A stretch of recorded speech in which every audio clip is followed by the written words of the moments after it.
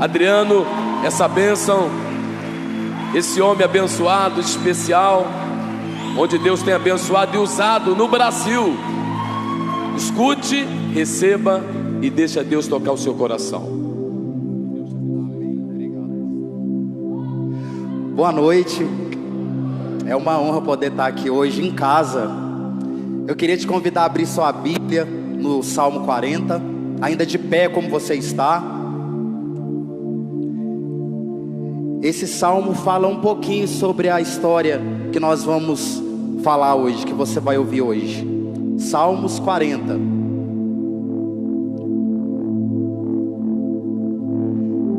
Diz assim: confiantemente esperei no Senhor. Ele se inclinou para mim e escutou o meu clamor. Tirou-me de um poço de destruição, de um tremendal de lama.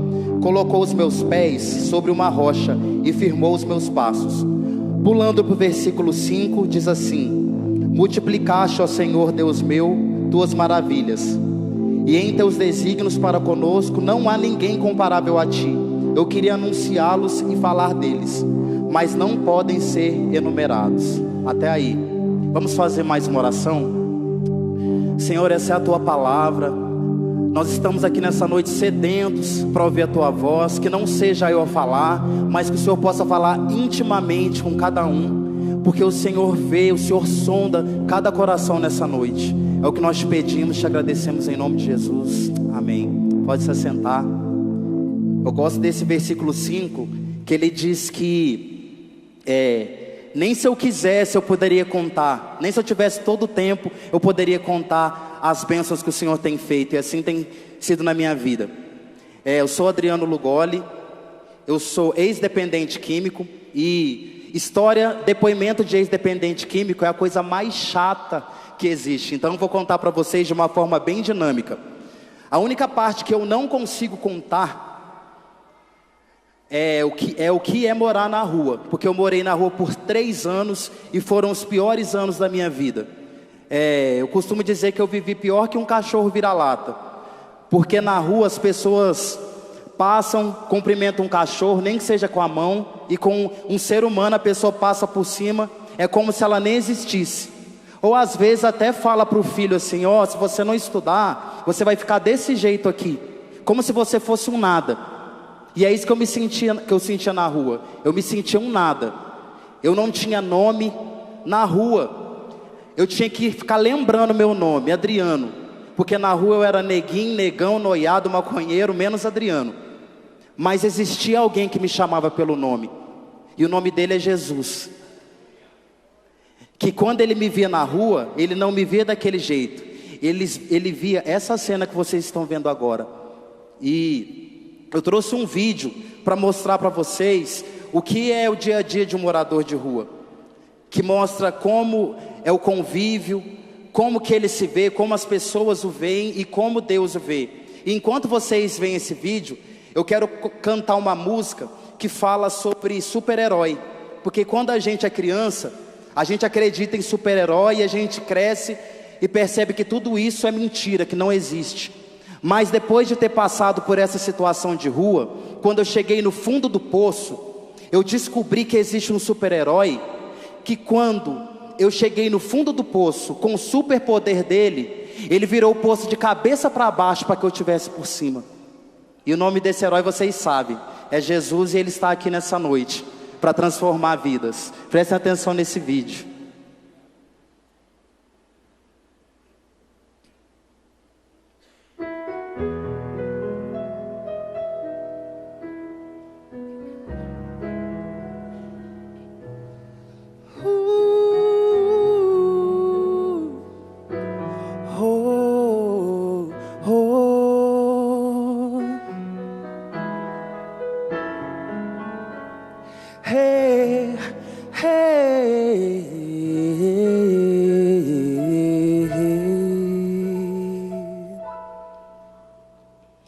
Vejo-me pequeno, começando a entender que o mundo e tudo ao meu redor foi criado por um Deus. Ouvi tantas histórias sobre o povo de Israel. Ouvi de um Deus poderoso e super protetor. Abriu o mar vermelho, fez até o sol parar. E no entender de uma criança, era um super-herói. És o meu herói, você é o meu herói. Doador de toda a vida, és o meu super-herói. És o meu herói, você é o meu herói. Eu nunca encontrei no mundo um amor tão forte assim. És o meu herói.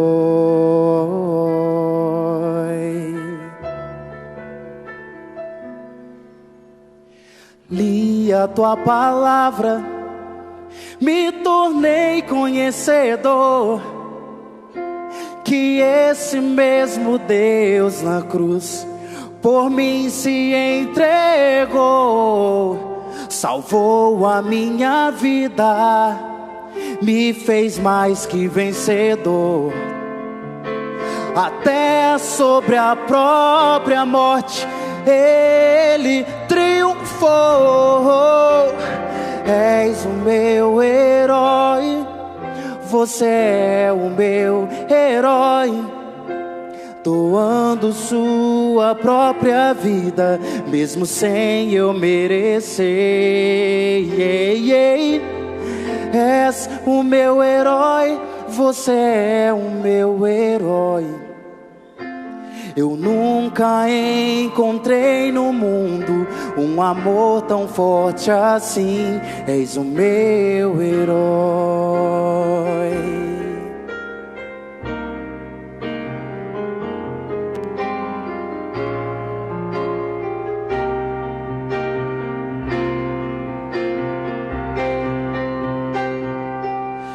És o meu herói, você é o meu herói. Doando sua própria vida, mesmo sem eu merecer. És o meu herói, você é o meu herói. Eu nunca encontrei no mundo um amor tão forte assim. És o meu herói.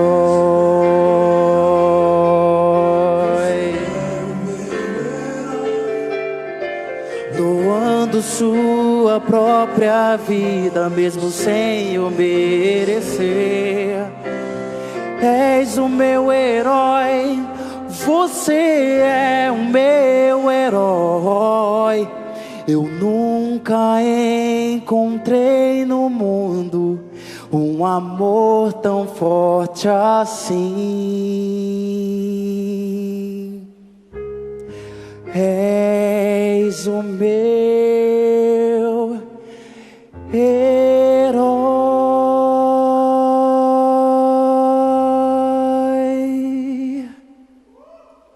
Aleluia.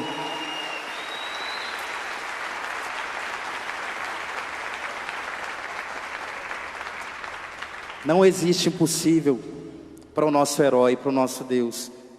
Eu quero contar essa história baseada na parábola do semeador, em Marcos, capítulo 4. Se você estiver com a sua Bíblia, sentado mesmo como você está, vou pedir para você me acompanhar. A parábola do semeador, ela fala de terrenos. E os terrenos somos nós. Eu vou contar minha história, como eu fui cada um desses terrenos no decorrer da minha história. Marcos capítulo 4, do versículo 3 em diante. Encontraram? Diz assim: ouvi, o semeador saiu a semear, e aconteceu que ao semear, uma parte das sementes caiu junto ao caminho, e as aves vieram e a comeram. Outra parte caiu num solo cheio de pedras, onde não havia muita terra, e brotou em seguida, porque a terra não tinha profundidade. Porém, quando o sol nasceu, ela queimou e por não ter raiz murchou. Outra parte caiu entre os espinhos cresceram e a sufocaram, e ela não deu fruto. E as demais caíram em boa terra, e davam fruto que brotava, crescia e produzia a 30, a 60 e até 100 por um. E disse-lhes: quem tem ouvidos para ouvir, ouça. No começo da minha história, eu era esse terreno aqui, do versículo 15, onde Jesus explica. Ele diz assim: alguns são como os que caíram junto ao caminho, no qual se semeia a palavra, que quando a ouve, logo em seguida Satanás vem e leva a palavra que foi semeada neles. Eu e a minha casa, nós tínhamos um relacionamento com Deus de ir na igreja de vez em quando, de ouvir falar. A minha mãe ficou viúva, eu tinha 6 meses, meu irmão ficou com 3 anos e a minha irmã com 6 anos. Então a minha mãe me criou com muito amor, com muito mimo, com muito cuidado. Eu me lembro que no meu aniversário de 5 anos falaram para minha mãe: deixa esse menino andar, porque ele só fica no colo. E a minha mãe me criou com aquela proteção, eu tinha aquela voz manhosa. E quando eu fui para a escola com 6, 7 anos, eu comecei a viver o oposto. Porque eu venho de uma família de negros, nós todos negros, com os traços bem africanos. E na escola eu sofri muito preconceito. Então eu tinha os piores apelidos. Os meninos falaram que eu era feio, as meninas falavam que eu era feio. Eu fui crescendo retraído por causa do preconceito que eu sofri. Então, eu que já não gostava da minha voz mimada, eu passei a não gostar da minha cor, eu passei a não gostar dos meus traços, eu não gostava de nada em mim. Eu me lembro de ir nas festas, ver as pessoas dançando, cantando. Eu queria estar lá, mas eu não me sentia aceito. Eu não tinha coragem de estar lá no meio dançando, cantando. E na minha adolescência, a minha forma de fugir disso tudo foi através do cigarro. Um amigo me ofereceu um cigarro de canela. E eu comecei a fumar esse cigarro, depois passei para o cigarro normal. Por quê? Porque aquilo ali me dava uma segurança. Quando eu sentia uma timidez, eu ia, acendia um cigarro. Aquilo ali me deixava seguro, me deixava pronto para entrar em qualquer ambiente. Tudo para tentar preencher o vazio do meu coração. E não foi suficiente. Depois eu passei para o álcool. E quando eu comecei a beber, eu já percebi que eu era alcoólatra. Eu tive uma história longa com o álcool. E por ser uma droga lícita, a gente não se preocupa com a intensidade que aquilo ali está levando. Então, eu lembro de ter uma época que para começar o dia eu tomava uma dose de Presidente, de Domus para começar o dia. Eu gostava de beber de uísque a pedra 90. Então eu estava afundado na bebida. Chegou um tempo da minha vida. E a minha mãe sempre falando das minhas amizades, falando que estavam estranhas. E eu brigava com a minha mãe porque ela falava dos meus amigos. E numa dessas festas um colega me ofereceu maconha. E quando eu fumei maconha, eu falei: uau, é totalmente diferente do que falam. Porque falam tão mal das drogas que a droga mata. A gente vê essas propagandas, não é verdade? Mas as propagandas sobre droga, elas são muito vazias. Elas não falam da falsa sensação de paz. Elas não falam da falsa sensação de alegria. E a gente fica se iludindo, falando: não, isso é natural, isso não é droga. Então, como eu estava iludido com a maconha abriu portas para que eu quisesse conhecer as outras drogas. E aí eu comecei a frequentar a festa rave. E a minha família sempre contra as minhas amizades. E eu sempre abraçando aquelas amizades, uma mais estranha que a outra, sempre me levando para um buraco, para um caminho que eu não imaginava que poderia ser sem volta. Eu fui em festas raves, aquelas festas de 3 dias, onde tinha todo tipo de droga. Eu experimentei todo tipo de droga, lança-perfume, benzina. Eu me lembro de uma rave que me falaram que se misturasse Rivotril com álcool fazia cabeça. Eu misturei Rivotril com álcool. Eu dormi a rave inteira, fiquei passado. Então eu queria fazer a cabeça para preencher o vazio do meu coração. E eu me tornei com o tempo esse terreno aqui do versículo 16. onde Jesus diz assim: outros são como os que foram semeados em um solo cheio de pedras, que quando ouvem a palavra, no momento a recebem com alegria, mas não têm raiz em si mesmo, como também são inconstantes, e quando a tribulação ou a perseguição vem por causa da palavra, logo tropeçam. Então eu tentava servir a Deus nessa época que eu ia nas raves. Muitas vezes eu saía da igreja e ia direto para alguma festa de rock. Eu tocava numa banda de rock da igreja, mas ao mesmo tempo eu também ia nas festas seculares. E eu me achava jovem demais para viver aquela vida de igreja. Eu não entendi o que era um relacionamento com Deus. E aí um dia eu estava numa praça com um amigo, a gente tinha bebido muito. Estava na praça ali conversando e de repente apareceu uma moradora de rua, igual esse cara que vocês viram no vídeo. E ela falou assim: vocês já fumaram crack? E eu falei, não. E ela perguntou, vocês querem fumar? E como eu não tinha opinião própria, eu olhei para o meu amigo. E ele falou, eu quero. E o que eu disse?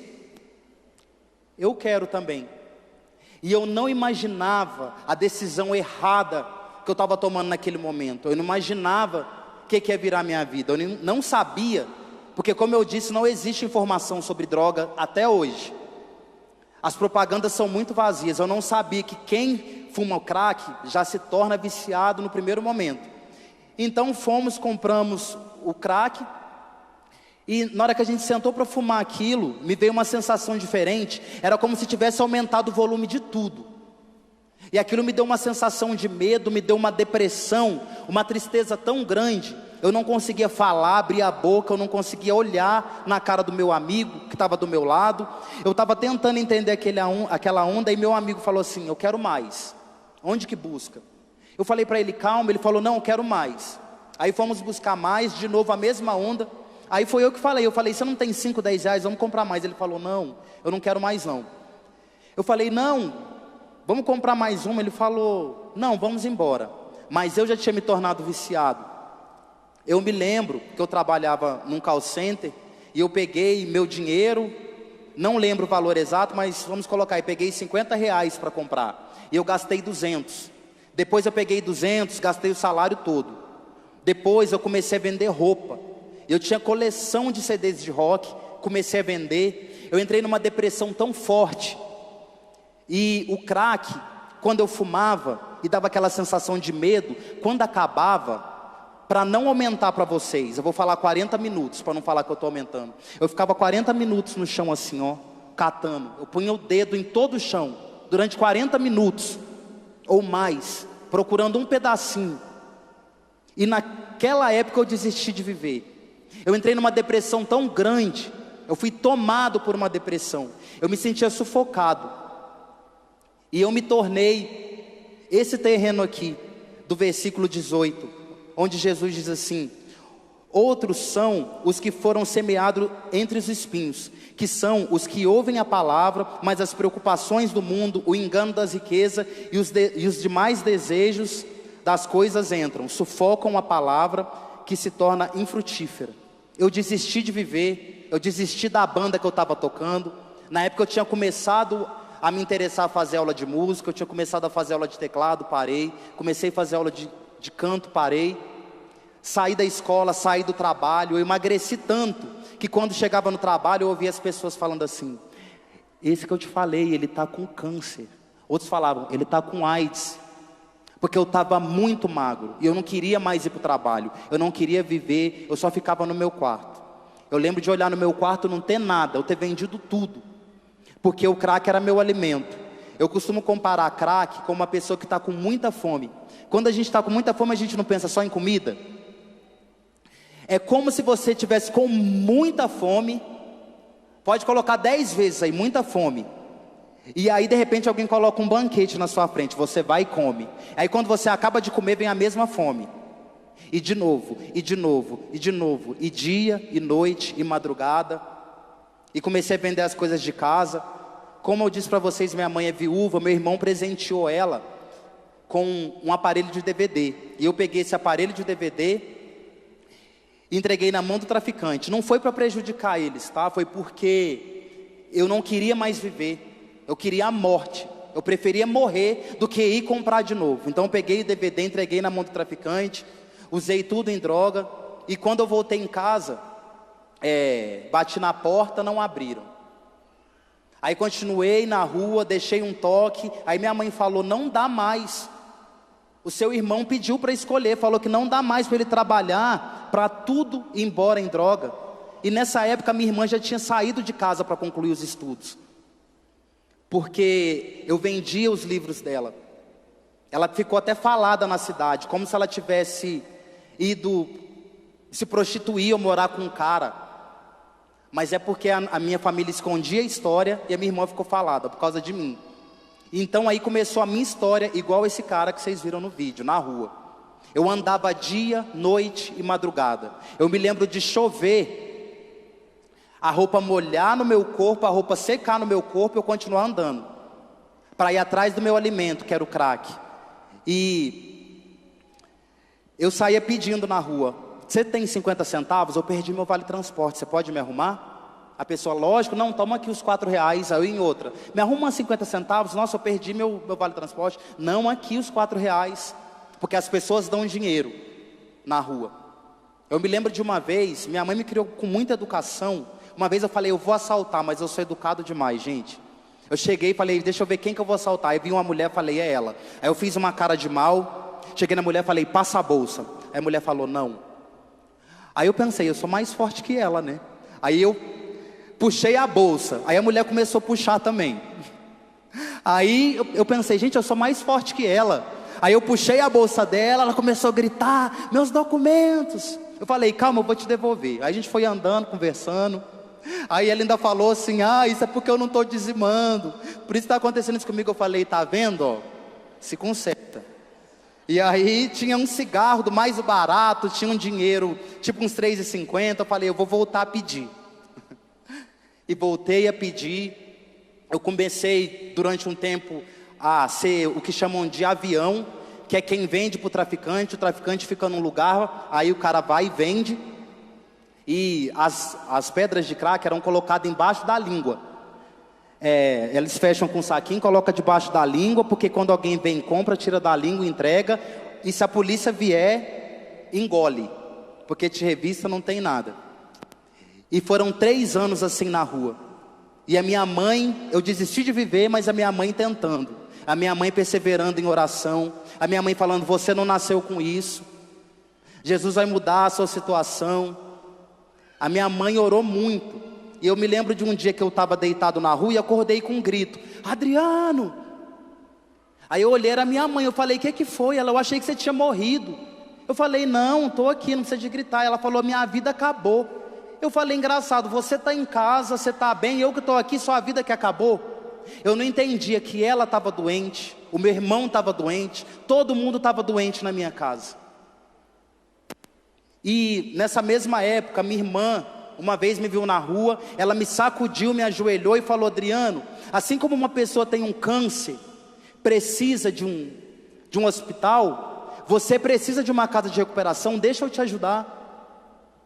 E aí ela procurou algumas casas de recuperação em Uberlândia, foram várias tentativas, eu entrava, saía. Aí ela ouviu falar de uma em Lusiânia. Vim para Lusiânia, tentei várias vezes e chegou um ponto que eu estava indo, voltando tanto, estava vendo a minha mãe se acabar. E uma vez eu vim com a decisão de ficar, de tentar ver o que tinha do lado de lá. E eu me lembro da minha mãe bater no vidro do ônibus. E ela falou assim para mim, eu só li o lábio dela, ela falou assim, vamos viver. E eu chorava muito.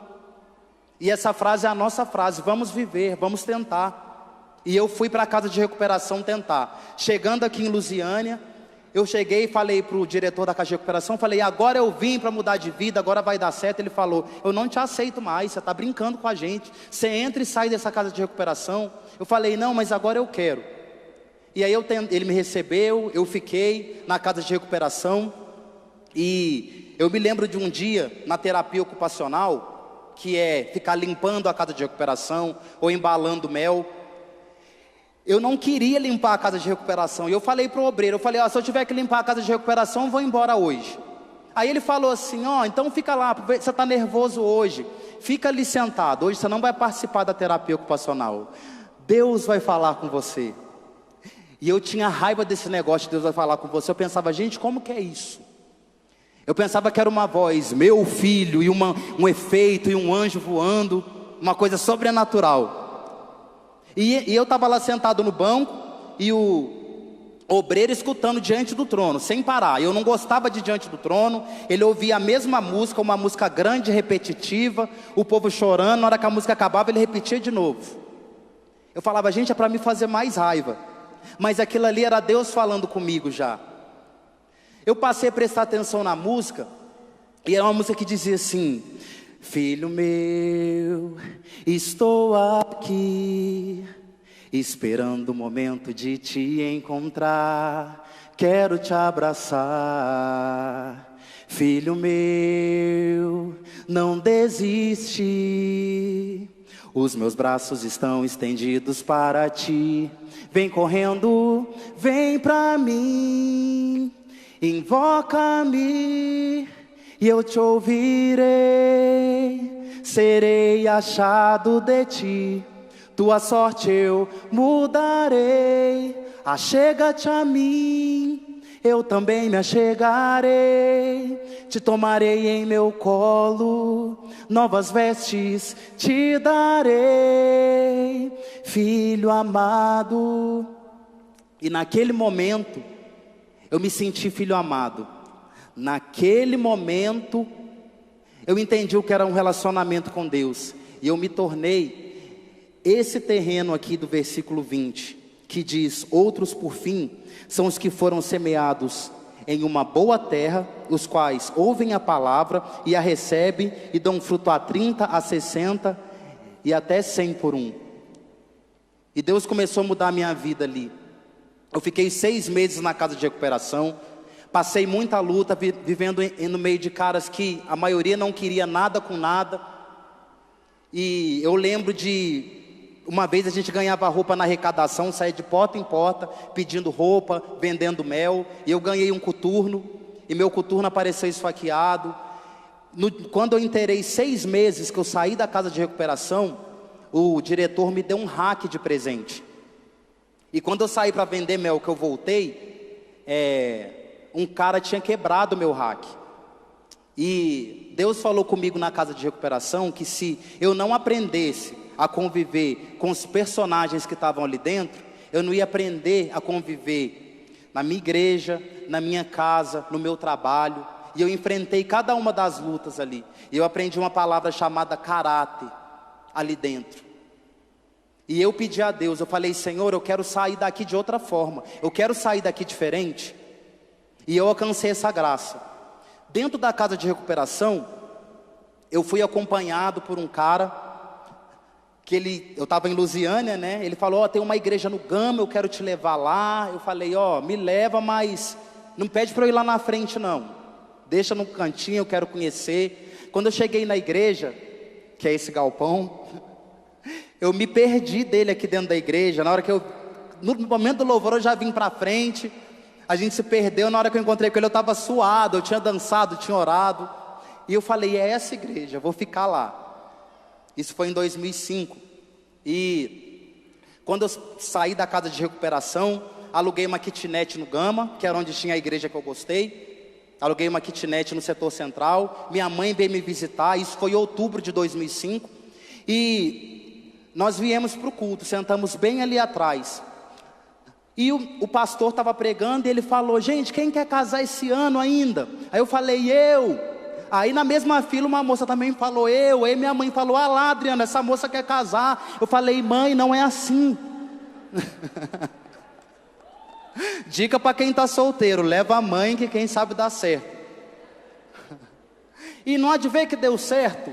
Essa moça está casada comigo, é a mãe dos meus 2 filhos, do Moisés e Samuel. Ela está em algum lugar aqui. Olha lá, ó.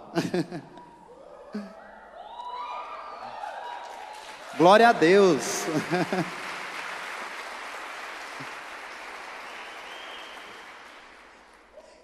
E passou-se um tempo, Depois que casamos, ela engravidou do primeiro filho, Moisés, e nós ganhamos um ensaio fotográfico. E eu até brinquei com o fotógrafo, né? Eu falei, ó, faz uma foto minha bem legal, de modelo. Aí ele falou, então tá, vira de lado. Aí eu virei. Ele falou, faz assim com o braço. Aí eu fiz. Ele falou, olha assim. Olhei, ele falou, agora faz um olhar como se tivesse muito sol na sua cara. Aí eu fiz. Aí eu fiquei com aquele olhar 43 e coloquei a foto no perfil do Orkut. E um monte de gente falou, manda para uma agência de modelo, você leva muito jeito para isso. E eu tinha no meu coração os dedos apontados. Gente, eu tinha autoestima muito baixa, por causa de tudo que eu passei. Eu falei, não vou mandar não, mas tanta gente falou, inclusive a Camila, eu queria que ela estivesse aqui hoje, filha da Benedita e do Emilton. Ela falou, Adriano, manda. E a Larissa também, que é modelo, falou, vou te dar o endereço da agência. Aí eu levei na agência a foto, fui com aquela foto lá, grande. Aí o rapaz falou, a gente estava procurando mesmo um cara negro, da etnia bem definida, para fazer propaganda. E aí eu falei, então encontrou, estou aqui. E ele falou, você vai fazer muita propaganda, com certeza. Você só não vai fazer passarela, porque você não tem altura, nem idade. Mas eles não sabiam que eu tinha força de vontade, né? E até passarela eu fiz. E aí fui para a agência, fiz o primeiro teste para uma propaganda, que era aqui em Brasília, não passei. E aí esse mesmo teste foi visto para uma campanha que era nacional, que era com o Ronaldo, Fenômeno. Passei para essa propaganda, passou-se um tempo, comecei a fazer desfile. E quando eu saí da casa de recuperação, Deus tinha me dado uma promessa, que está em Apocalipse 3:8, que diz assim, conheço tuas obras, eis que tenho colocado diante de ti uma porta aberta que ninguém pode fechar. Tens pouca força, mas guardaste minha palavra e não negaste meu nome. E como Deus abriu portas, e no versículo anterior Deus fala que Ele é o Deus que abre portas que ninguém fecha, e fecha portas que ninguém abre. Ele fechou as portas das drogas na minha vida, e Ele abriu outras portas. Eu queria guardar para mim essa história do crack, das drogas, até mesmo para apagar. Aí teve uma promoção na agência, para cada um dos modelos contar a sua história. Eu falei, gente, eu conto a minha ou não conto? É tão pesada. Aí eu decidi contar, e a minha história foi escolhida para sair na revista. E eu falei para minha mãe, mãe, compra a revista, saiu a nossa história. E daí em diante, eu não parei mais de contar essa história. E também, a cada vez que eu conto, eu recebo testemunho de pessoas que estão enfrentando esse problema. E uma pessoa que foi tão usada, que foi tão rebaixada, poder ser usada de alguma forma, poder ter a atenção de vocês hoje, para mim isso é a prova de que Deus tem um propósito em tudo. E eu queria mostrar para vocês um vídeo agora, onde vocês vão ver alguns lugares que eu fui contando essa história, algumas palestras que eu fiz. Tem até um vídeo que um menino, eu dei a palestra, ele ilustra toda a minha história. Vocês vão ver um trechinho. Então, eu quero compartilhar com vocês, e principalmente o depoimento da minha mãe e da minha irmã, onde elas falam o que elas passaram, ok? Quero que vocês prestem atenção nesse vídeo.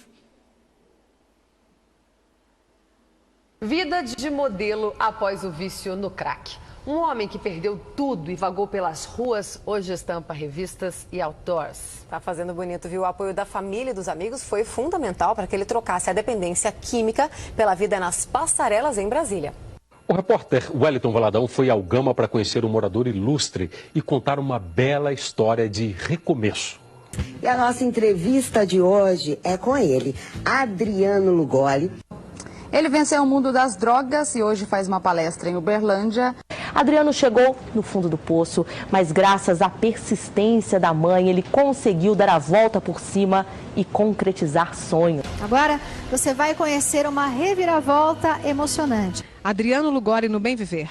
A gente tem um exemplo de superação, de força de vontade, de esperança e de sucesso. Sabe aquelas histórias que se a gente contar ninguém acredita? Pois é o que eu vou te mostrar a partir de agora no Roda da Vida.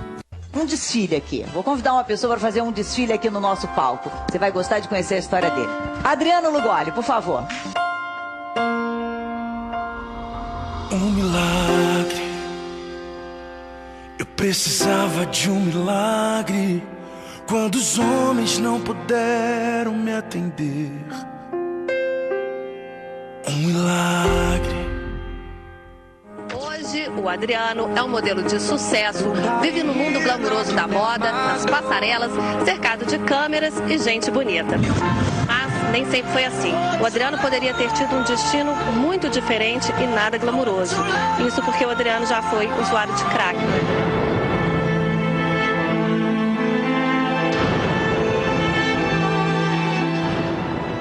Mais difícil foi quando ele ficou na rua, caído igual mendigo. Eu levava comida para ele, água, refrigerante.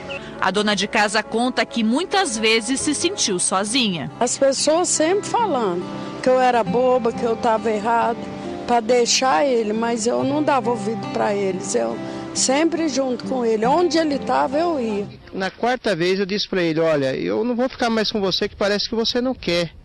Aí nessa vez ele insistiu e nós acreditamos nele, demos mais uma chance e dessa vez valeu a pena, né?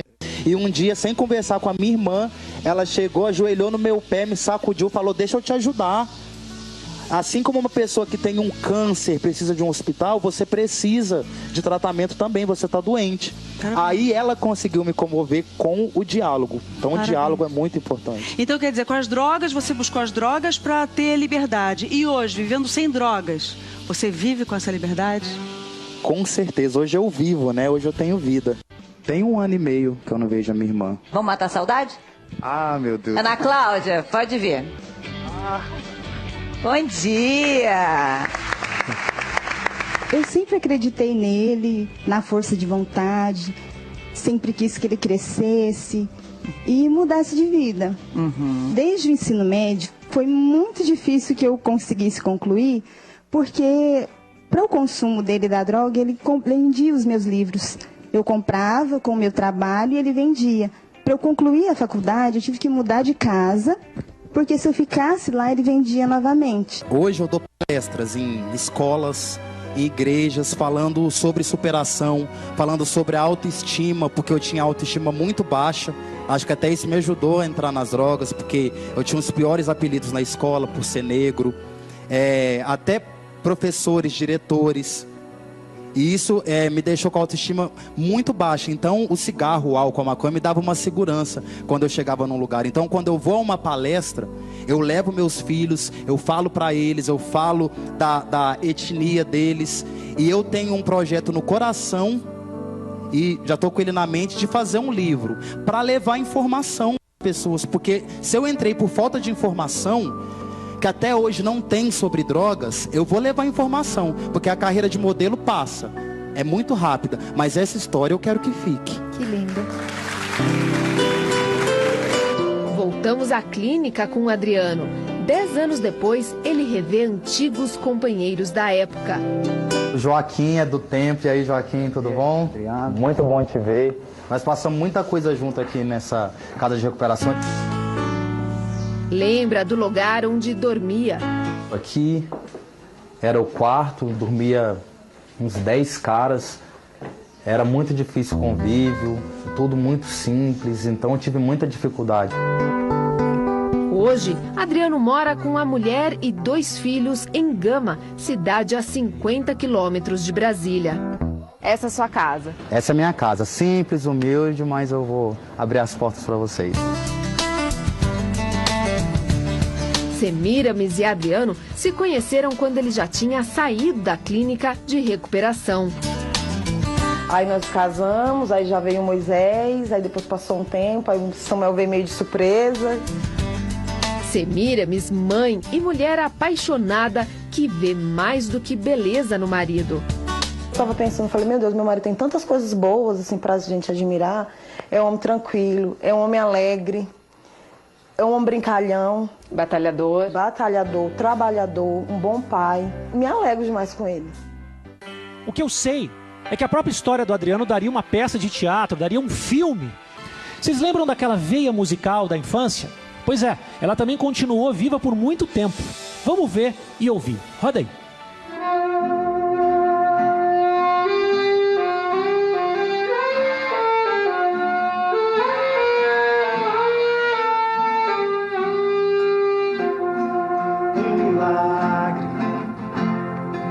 Eu precisava de um milagre quando os homens não puderam me atender. O Adriano sempre foi esse sorriso, né? Era rock and roll, Mas era gospel. Uma vez eu encontrei ele numa festa e ele estava totalmente alterado. Aí eu, Adriano, e ele olhava sem direção, né? Eu notei, não, tem alguma coisa diferente. Afastou assim da gente.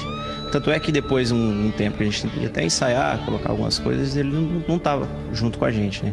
E você sentiu uma falta, né, daquela pessoa. Não instrumentos nem nada, mas uma falta daquela pessoa estar ali com a gente. Então, se eu tô aqui é porque Deus te usou muito. E eu sou um privilegiado porque eu tenho a melhor mãe do mundo. Eu tenho 1000 motivos para celebrar a vida e você é um dos maiores. Em 2012, uma luz se acendeu no caminho do Adriano. Ele foi convidado para participar de um desfile da Semana de Igualdade Racial. 2 anos se passaram e agora ele está aqui, na passarela do Capital Fashion Week. Deus me devolveu a alegria, me devolveu a saúde. Hoje eu sou uma pessoa muito feliz. E eu gostaria de deixar o recado para as famílias que tem pessoas que estão com problema de vício. Eu quero dizer que é possível e que Deus faz o impossível na vida de alguém que acredita. Que eu sou alguém que celebra cada minuto da minha vida. Tudo novo se fará, o novo do Senhor é o que prevaleceu. Todos estes 10 anos o impacto só cresceu. Além de modelo, o cara virou palestrante. Ajuda outras pessoas a largar as drogas. E aquela save de 3 dias, então o céu ficou tipo Snoop Dogg, tá ligado? Hoje eu vou falar sobre drogas, uma história de superação. O cara chamado Adriano Lugoli aí, ele tem uma história sobre drogas que é muito interessante. Ele foi um palestrante, foi lá no meu colégio, cara, a história dele é surpreendente. Depois de 6 meses na recuperação, cara, são 6 meses, velho, é muita coisa, você acha que é porque é muita coisa, velho. Aconteceu o seguinte, eu não me lembro direitinho, porque faz um tempo que já teve a palestra. Parece que tinha que contar uma história lá, uma história da sua vida. E a história que ganha, você ganha uma foto pra uma revista, uma foto de modelo, não sei o que era. Daí, ele contou a história dele e adivinha quem ganhou? O Adriano, ele contou a história dele e ganhou. Daí, ele foi tirar a foto lá pro negócio, não sei o que é, velho. Eu não lembro se era pro perfil do Orkut ou alguma coisa assim. Foi lá, apertou os olhinhos, tirou a foto. Boa noite, galera. Hoje eu estou aqui na Casa de Recuperação Vide Vida. E aí, galera, nós estamos aqui hoje na Missão Vida. Eu estou aqui hoje na Faculdade Evangélica de Brasília, no Outubro Rosa, como vocês estão vendo aí. Boa noite, galera. Hoje eu estou aqui na IBCI do Lunabel com essa galera bonita. Olha só. Boa noite, galera. Eu estou aqui no Instituto Neymar Júnior falando sobre superação com essa galera bonita que hoje está dizendo sim à vida aí.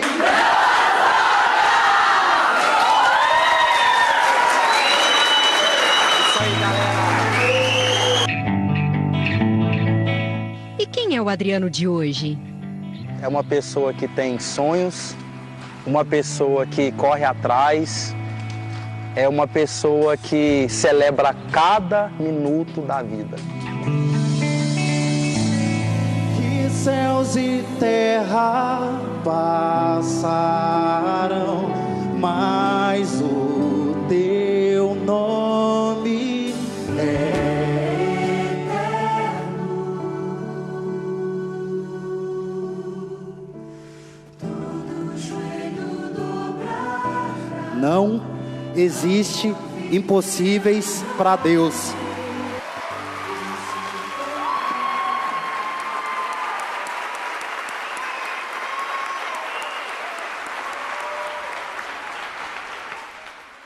Deus é tremendo, e onde eu tenho tido a oportunidade de ir, eu digo que é uma história de fé da minha mãe.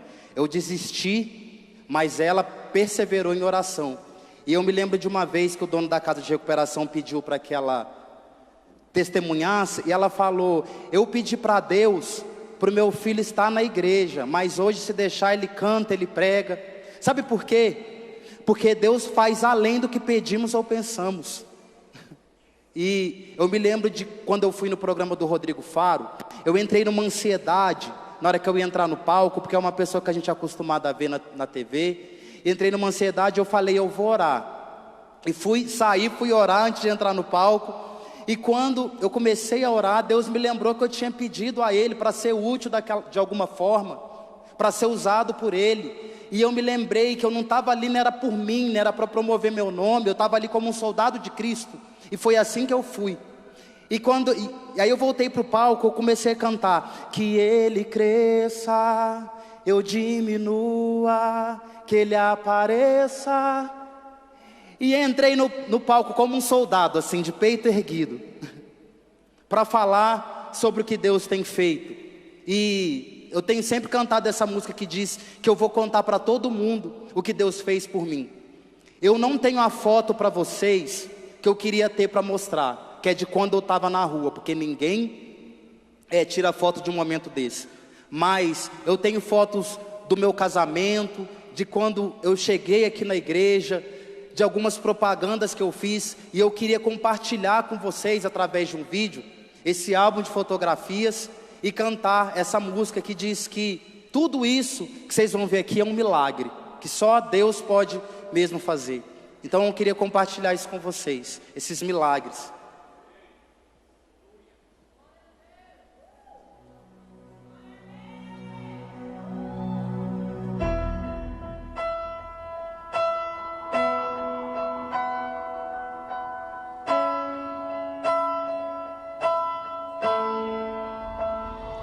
Um milagre,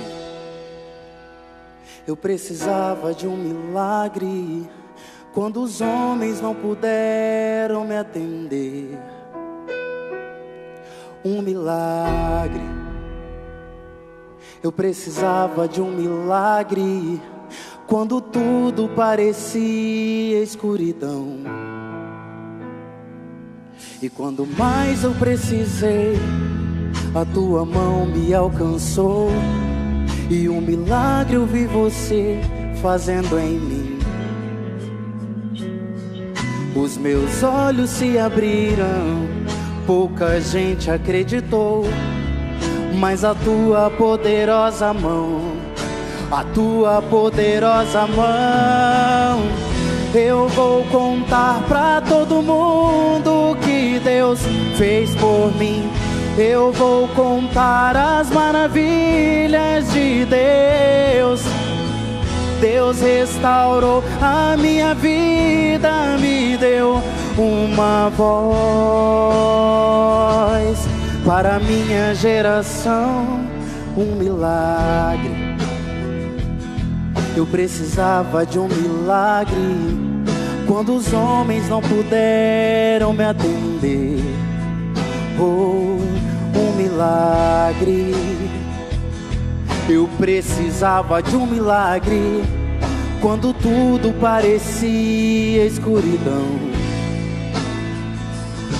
E quando mais eu precisei, a tua mão me alcançou, e um milagre eu vi você fazendo em mim. Os meus olhos se abriram, pouca gente acreditou, mas a tua poderosa mão, a tua poderosa mão, eu vou contar pra todo mundo o que Deus fez por mim. Eu vou contar as maravilhas de Deus. Deus restaurou a minha vida, me deu uma voz para a minha geração.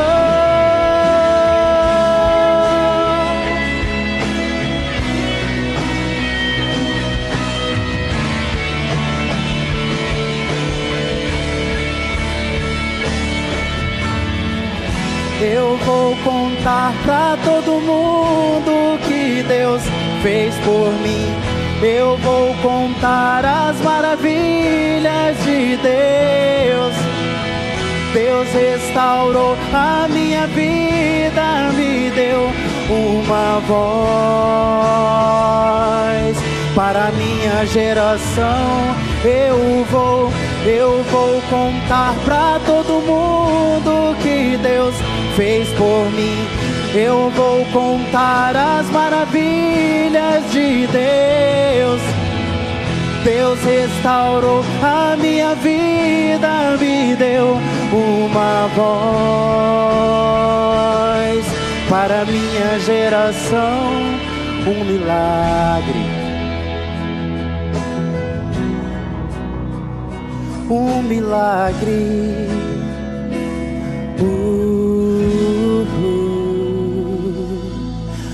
um milagre.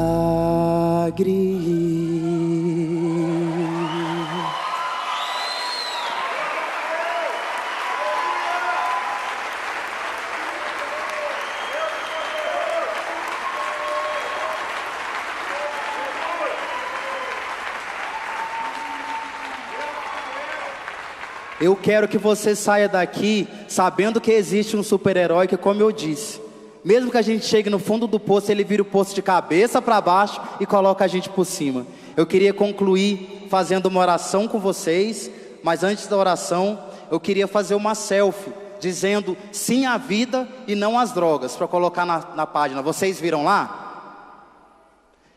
Então, convidar vocês a ficar de pé. Primeiro nós vamos ensaiar. Eu vou falar assim: hoje eu estou aqui na Supernatural Church. Vou gastar meu inglês. Hoje eu estou aqui na Supernatural Church, dizendo sim à vida aí. É isso aí, vocês vão dizer desse jeito, mas vocês vão falar como se vocês tivessem jantado e como se não tivesse trabalhado hoje, não tivesse cansado, tá? Combinado? Dizendo sim à vida aí. Aí, melhorou. Então vamos lá.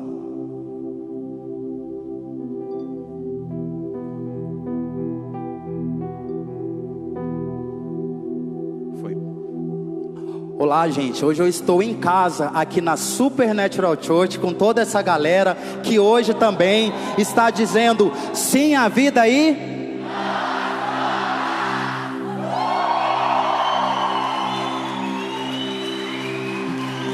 Glória a Deus. E ainda de pé, eu quero te convidar a fazer uma oração que eu acredito que todo mundo vai querer fazer e todo mundo deve fazer. É a oração de aceitar Jesus. Eu me lembro de estar mal e ir na igreja e falar: você aceita Jesus? Eu ia lá na frente e falava: eu aceito. Aceito. Mas aceitar Jesus é mais do que ir lá na frente. Aceitar Jesus é como se você estivesse num carro conduzindo a sua vida, e você aceita Jesus, ele entra no carro. Mas aceitar Jesus é você sair da posição de motorista e falar: Senhor, conduz. Porque no Salmo 127 a palavra diz: inútil vos será levantar cedo, trabalhar, porque os seus amados ele dá enquanto dormem. E dormir é descansar nele. Sabe aquele motorista que você confia, ele está dirigindo, você dorme no banco de trás de babá? Com Jesus tem que ser assim: Senhor, me leva para onde o Senhor quiser. Eu comecei a trabalhar como modelo, tinha um sonho, e comecei a ir. Quando eu recebi o convite da Fátima Bernardes, eu falei: minha carreira vai, mas eu estou mais nos altares e nas escolas do que na passarela. Se o Senhor quer me conduzir, amém. Porque como eu disse, carreira de modelo passa, mas essa história eu quero que fique. Aceitar Jesus também é entender que nós somos ETs, nós somos extraterrestres. Sabe por quê? Nós vivemos como quem está numa parada de ônibus. Quem está na parada de ônibus leva geladeira? Não, né? Leva a cama? Não leva nada, porque você está ali de passagem. Aceitar Jesus é entender que nós não somos dessa terra, que nós vamos viver 100, 50, 2 anos, 1 ano, ou nem sair da barriga aqui nessa terra. Mas Ele nos deu uma eternidade para viver com Ele. E o inimigo da nossa alma quer nos prender aqui, com problema, com dívida. Então eu quero te convidar a aceitar Jesus. Eu vou convidar o pastor Erivan para me ajudar nessa oração. Falar: Senhor, eu te entrego o meu ministério, eu te entrego a minha vida, a minha casa, meus problemas. Porque toda manhã nós somos convidados a tomar o trono que é do Senhor. Então fala: Senhor, toma o teu trono na minha vida. venha com teu reino, reina sobre mim. Senhor Jesus, eu te aceito hoje de verdade. Então eu te convido a fazer essa oração. Nós vamos orar com o pastor Erivan. Coloque a sua mão no seu coração por um instante, feche os seus olhos. E assim como o Adriano um dia entendeu que precisava do Senhor Jesus, hoje ele entende mais do que nunca que fez a melhor e maior decisão da vida dele. Por isso que Deus está te usando e vai te usar muito mais. Creia, é um novo tempo para a tua vida. Mas você teve que tomar uma decisão, abrir o coração para Jesus. Talvez você esteja aqui dizendo: eu já fiz essa oração, já me entreguei. Mas lembre-se, sempre é bom fazer de novo. Coloque a mão no coração e diga comigo: Senhor Deus, nesta noite eu te agradeço por minha vida, por estar na tua casa. E eu entendi que o Senhor mudou a vida do meu irmão por uma decisão. Ele recebeu Jesus Cristo como Senhor e Salvador. E hoje, mais uma vez, eu quero declarar que o Filho de Deus, Jesus Cristo, é o meu Senhor, o meu Salvador, único, suficiente, dono da minha vida. E eu te peço, Jesus, perdoa-me e ajuda-me a andar contigo todos os dias da minha vida. E eu declaro que serei discípulo e farei discípulos para o Senhor, hoje e sempre, em nome de Jesus. Dê um aplauso ao Senhor por isso.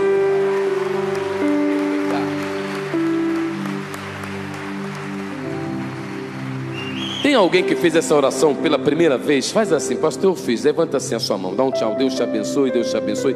Tem mais alguém que fez? Só levantar a sua mão assim: pastor, eu fiz essa oração voltando para Jesus. Tem alguém? Vamos fazer diferente? Vem cá na frente, você que fez essa oração pela primeira vez. Esse testemunho tremendo, nós queremos abençoar. O Adriano quer pegar na sua mão, te abençoar. Olha aqui, Adriano, olha que benção aí, ó.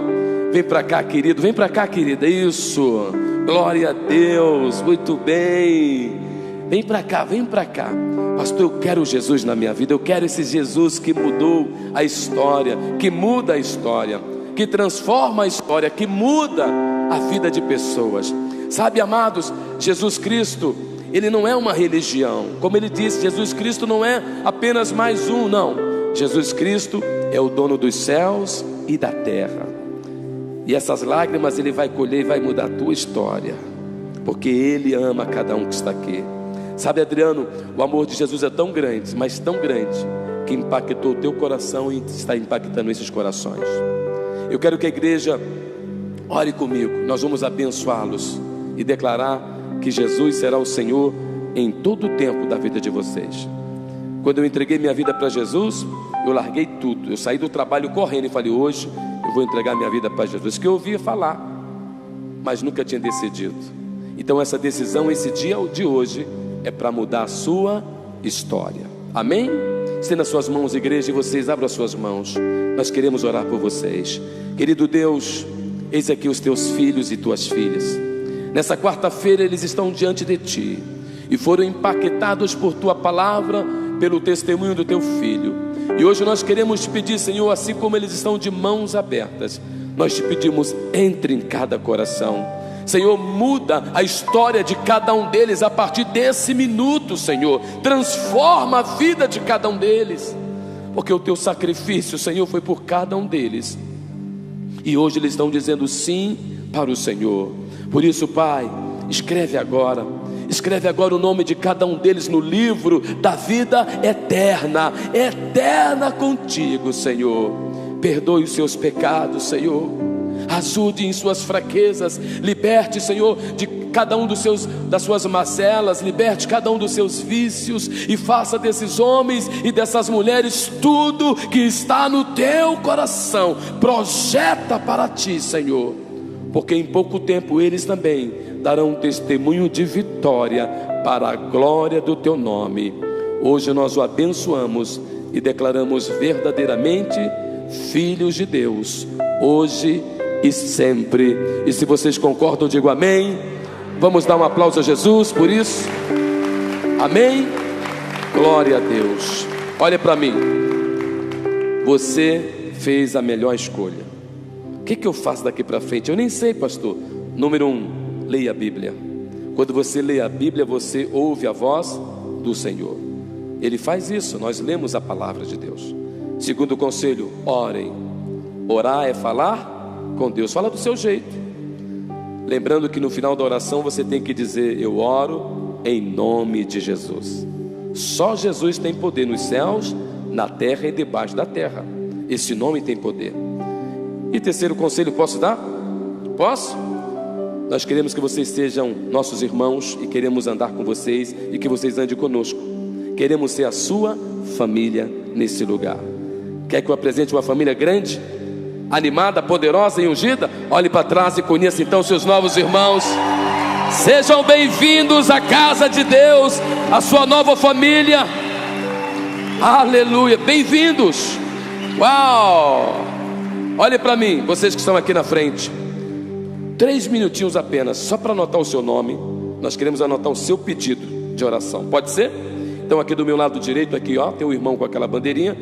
Vai lá rapidamente, dá um nome e volta para a gente ir para casa feliz. Por favor, meu lado direito, enquanto Jesus recebe mais um aplauso. Adriano, fica aqui comigo.